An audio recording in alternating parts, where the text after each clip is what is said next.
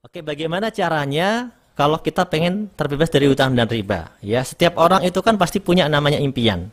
Ya, orang yang masuk ke dalam jeratan riba itu kebanyakan bukan karena sengaja. Ya, saya yakin itu bukan karena sengaja, tapi karena memang terpaksa. Ya, itu yang pertama terpaksa. Kemudian dia merasa seperti tidak ada solusi lain selain solusi riba.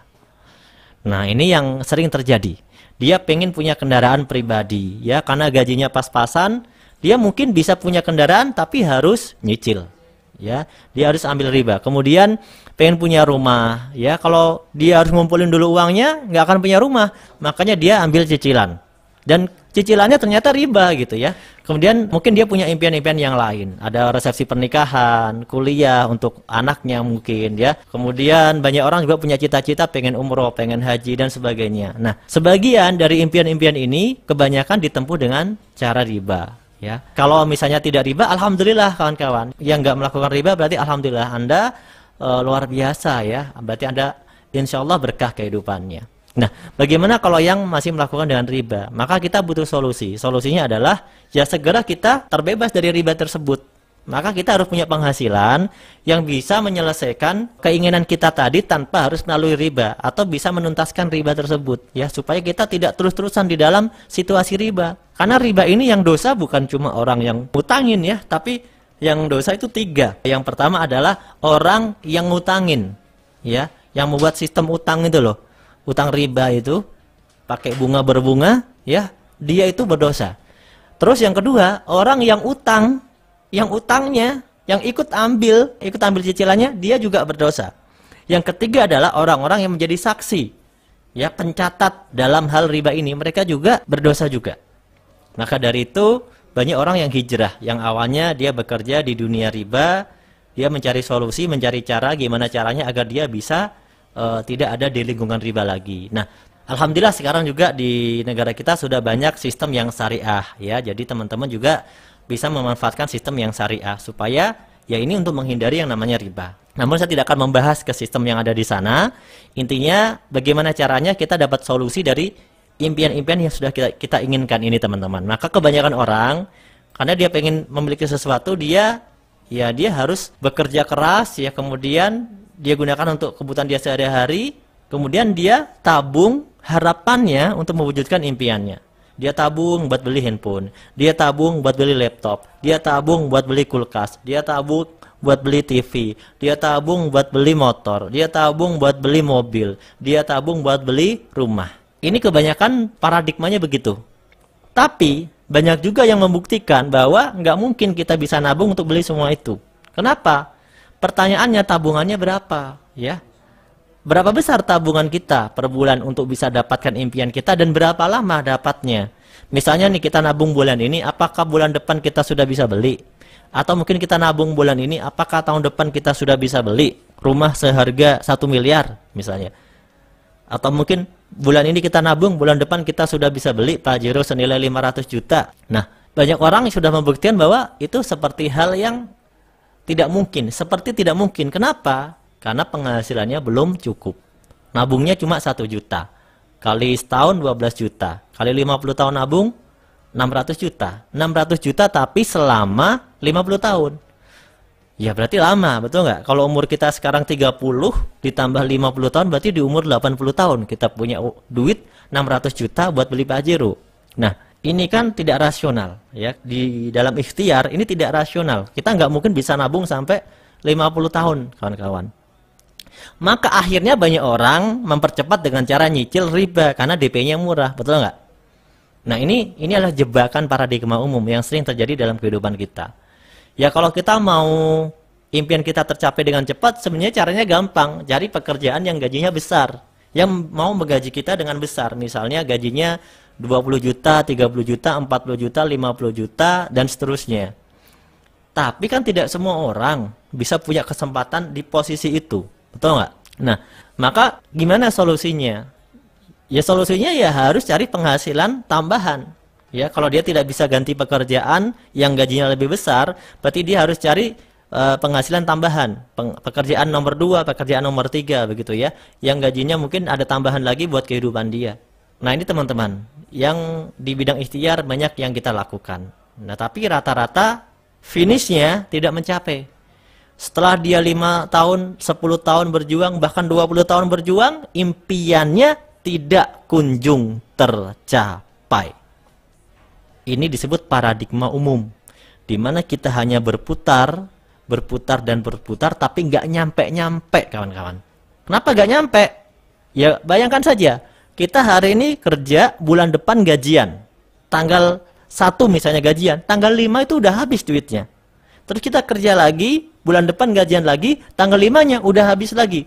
Terus begitu, mau diperlama sampai berapa puluh tahun pun, ya perputarannya sama. Inilah paradigma umum, di mana kita akan berputar terus, tapi nggak nyampe-nyampe sama finishnya. Nah, gimana nih kalau kita mau sukses? Kalau kita mau sukses, berarti kita harus belajar pola yang kedua, yang disebut namanya paradigma sukses. Di mana ini adalah pola pikir, ya, sudut pandang, cara pandang orang-orang yang mau sukses. Dia bekerja, dia tetap bekerja. Dia gajian dapat penghasilan, dia seperti biasa dapat penghasilan gajian buat kebutuhan dia sehari-hari. Namun di sini ada satu catatan. Dia tidak mengharapkan impian dari tabungan. Ya, mungkin kalau impiannya nilainya kecil, ya nggak apa-apa dari tabungan. Tapi kalau nilainya besar, itu nggak mungkin dari tabungan, betul ya? Karena butuh waktu lama. Dia berpikir, gimana caranya? Ya, saya luangkan waktu nih. Nah, luangin waktu. Ini orang sukses itu, luangin waktu untuk mencari cara, berpikir, mau belajar. Bagaimana caranya saya berjuang sekarang, 1 tahun lagi, 2 tahun lagi, 3 tahun lagi, 5 tahun lagi lah paling lama gitu kan. Saya udah kerja keras, setelah itu saya bisa pensiun menikmati hasil terus-menerus. Nah, dia mau belajar tuh caranya, berpikir. Yang kedua, dia mau meluangkan waktunya untuk melakukan pekerjaan-pekerjaan tambahan untuk membangun asetnya tadi. Membangun cara tadi. Yang meluangkan waktu, harus mau. Namanya orang mau pengen dapat lebih. Yang ketiga, dia meluangkan sebagian uangnya. Diusahakan, dikorbankan. Ya. Jadi bahasanya dikorbankan. Kenapa? Kalau nggak mau berkorban, nggak mau diberjuangkan, ya nggak mungkin bisa, betul nggak? Dikorbankan demi besok sesuatu yang lebih baik lagi.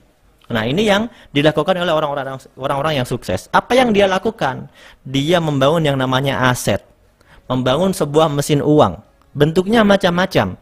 Ada yang bangun mesin uang dalam bentuk membangun perusahaan korporasi.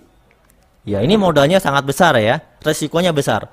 Bangun dia PT apa gitu ya.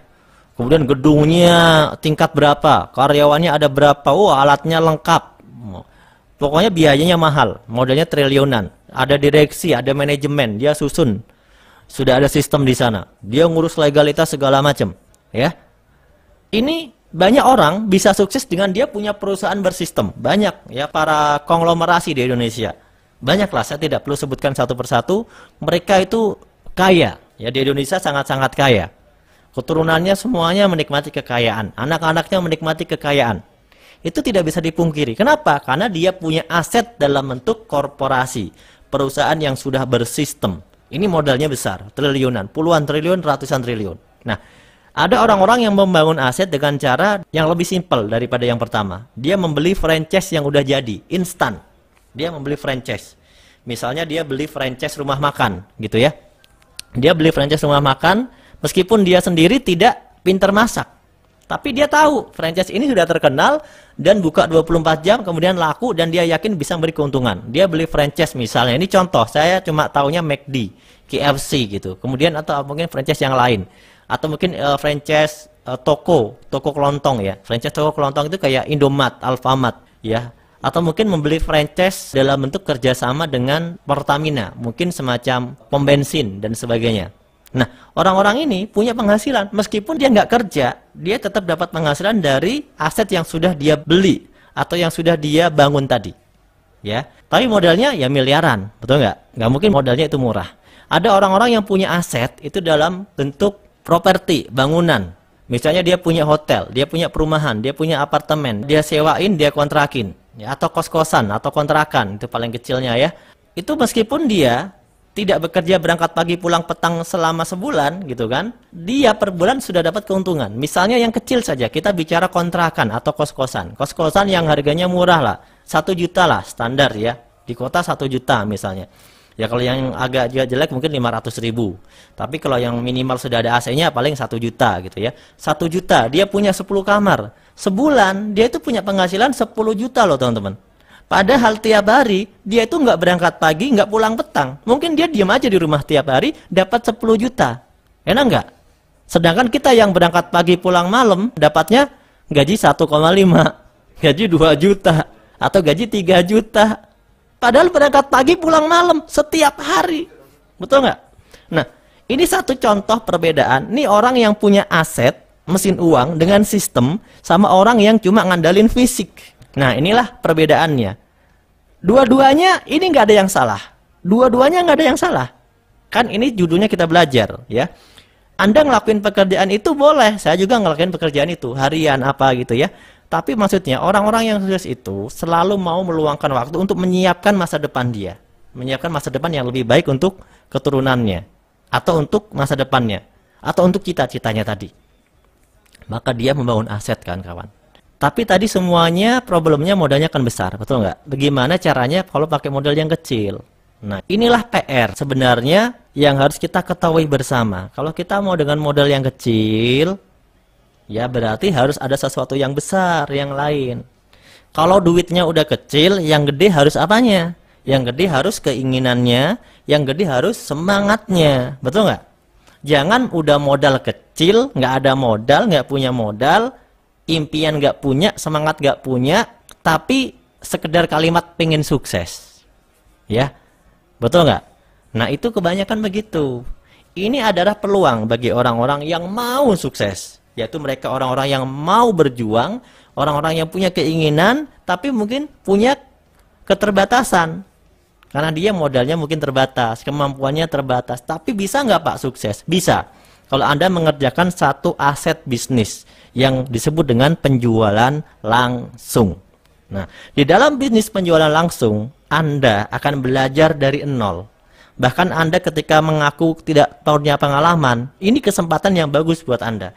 Kalau Anda mengaku Anda sudah berpengalaman, ini kesempatan lebih bagus buat Anda. Kenapa? Karena kalau bagi orang yang sudah berpengalaman, berarti dia mengerjakannya akan lebih cepat, lebih mudah. Ya, kalau yang belum berpengalaman di bisnis ini, di bisnis penjualan langsung, diajarkan dari awal, dari nol, mulai dari mental dasar.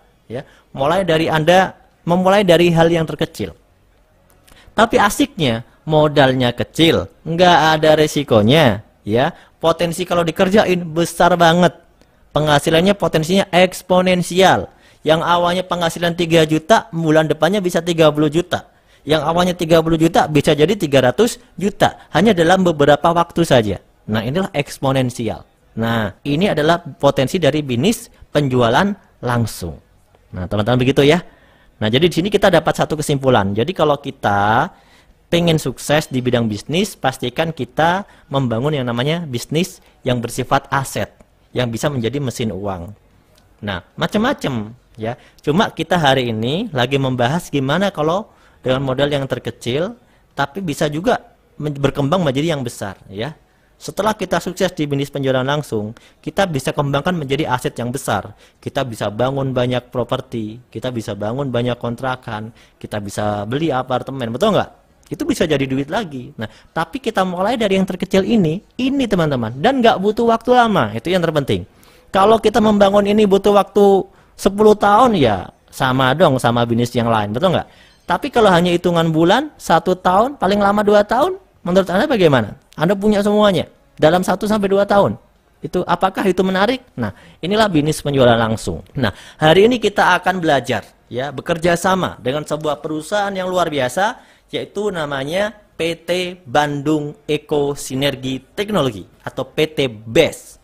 Adalah sebuah perusahaan yang bergerak di bidang penjualan langsung atau direct selling. Ya, perusahaan ini sudah punya legalitas yang lengkap. Ya, apa sih direct selling atau penjualan langsung? Teman-teman bisa searching di Google, di internet, ya. Berdasarkan ya Peraturan Menteri Perdagangan nomor 32 tahun 2008, nomor 70 tahun 2019. Di sana dijelaskan apa itu direct selling. Karena direct selling atau bisnis penjualan langsung ini bisnis yang resmi, yang legal, bukan ilegal. Ya, penjualan langsung atau direct selling adalah sistem penjualan barang tertentu Ingat, barang tertentu melalui jaringan pemasaran yang dikembangkan oleh penjual langsung yang bekerja atas dasar komisi dan atau bonus berdasarkan hasil penjualan kepada konsumen di luar lokasi eceran. Jadi maksudnya begini, bisnis penjualan langsung itu dia dagangan produk pakai cara khusus, nggak dijual ke tempat umum, hanya lewat agen langsungnya saja. PTBS punya produknya ini nggak bisa Anda beli di toko lain. Ya, kenapa? Karena hanya dipasarkan lewat agen. Kecuali agennya yang jualan sendiri, mungkin di rumah dia, gitu ya. Artinya Anda hanya bisa beli produk-produk PTBS langsung lewat agen langsungnya. Order ke PTBS perusahaannya ya sebagai agen tunggal. Ya, jadi agennya itu agen tunggal di seluruh Indonesia, ya bahkan dunia, ya cuma agen tunggal. Cuma PTBS aja yang jualan produk ini. Nggak ada dijual sama yang lain. Karena dia agen tunggal, dijual secara eksklusif dengan agen khusus. Nah, ini penjualan langsung namanya. Kalau Anda bergabung menjadi mitra atau menjadi agen, Anda akan diberikan komisi, bonus, royalti bagi hasil, reward dari perusahaan. Jadi perusahaan direct selling ini sistemnya tidak seperti bisnis konvensional. Kalau konvensional sistemnya panjang, dari produsen, masuk ke agen nasional, masuk ke agen provinsi, masuk ke agen daerah, masuk ke retail, dari retail baru masuk ke warung tetangga Anda. Prosesnya panjang, betul nggak? Makanya di sana tidak bisa bagi-bagi hadiah, ya karena udah dibagi-bagi di jalan. Tapi kalau PTBS ini langsung, Anda tahu bisnis ini langsung dari agen kita langsung ke perusahaan. Begitu caranya. Makanya perusahaan bisa bagi-bagi hadiah. Untuk apa sih bagi-bagi bonus? Sebagai biaya iklannya perusahaan. Karena perusahaan penjualan langsung itu tidak menggunakan iklan yang banyak dengan menggunakan media iklan pada umumnya. Tidak promosi di TV, tidak pakai media-media begitu. Yang promosi langsung agennya, entah itu secara langsung dia jualan maupun pakai medsos, tapi agennya langsung yang promosi. Nah, itu caranya. Untuk menghemat biaya sehingga bisa dialokasikan menjadi komisi, menjadi bonus, menjadi reward dan royalti. Begitu ya. Sehingga apa? Adanya bisnis penjualan langsung ini langsung menyentuh ke masyarakat menjadi sebuah peluang usaha. Itu ya. Kemudian legalitas perusahaannya sudah lengkap ya. Sudah memiliki izin namanya SIUP L atau SIUP KBLI 47999, sudah tergabung dalam Asosiasi Perusahaan Penjualan Langsung Indonesia. Jadi sudah aman. Kemudian perusahaan ini juga sistemnya sudah halal, menggunakan sistem jual beli ya, dan juga bagi hasil. Sistemnya sudah disertifikasi oleh Majelis Ulama Indonesia Jawa Barat. Nah, untuk bisnis ini sistemnya diperdagangkannya dengan sistem halal. Sistem penjualannya halal karena kita jual beli, bukan investasi. Ingat ya, bukan investasi, tapi jual beli.